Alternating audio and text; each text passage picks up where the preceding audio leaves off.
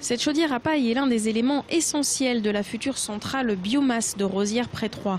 D'ici avril 2013, cette centrale produira 65% de l'énergie nécessaire à l'alimentation des réseaux d'eau chaude et chauffage du quartier des Chartreux, notamment les établissements publics et logements collectifs.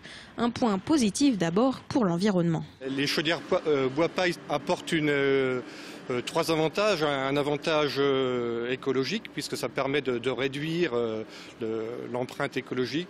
Sur ces chaufferies, nous avons 6500 tonnes de CO2 évité. C'est l'équivalent de 3000 véhicules arrêtés par an. Deuxième point positif, le bois et la paille sont moins chers que le gaz ou le fioul.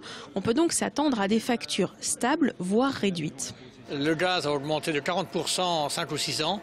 Donc ça se transforme par des évolutions des coûts de chauffage, notamment pour les particuliers, également pour les collectivités comme l'hôpital qui ont besoin de chauffer. Donc ça devient absolument insupportable.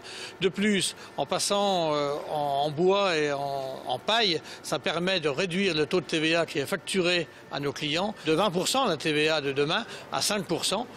Donc ça fait un gain là encore de 15% supplémentaire, ce qui est intéressant pour les consommateurs finaux. Un mode de chauffage moins taxé car plus respectueux de l'environnement, une démarche de développement durable qui s'appuie aussi sur une production locale. L'approvisionnement en paille et en bois se fera dans un rayon de 50 km. Enfin, allier ces deux ressources permet plus de flexibilité. Le fait qu'on ait le bois et la paille, c'est novateur. En France, il n'y a que quelques références pour l'instant qui ont le mixte bois-paille. On a plus de possibilités de changer d'énergie.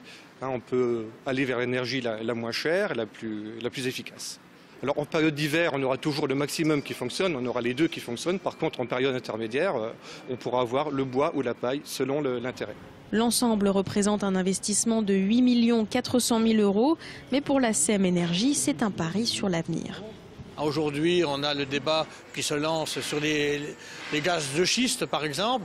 Bon, là, aujourd'hui, on a un élément de production de substitution par rapport au gaz.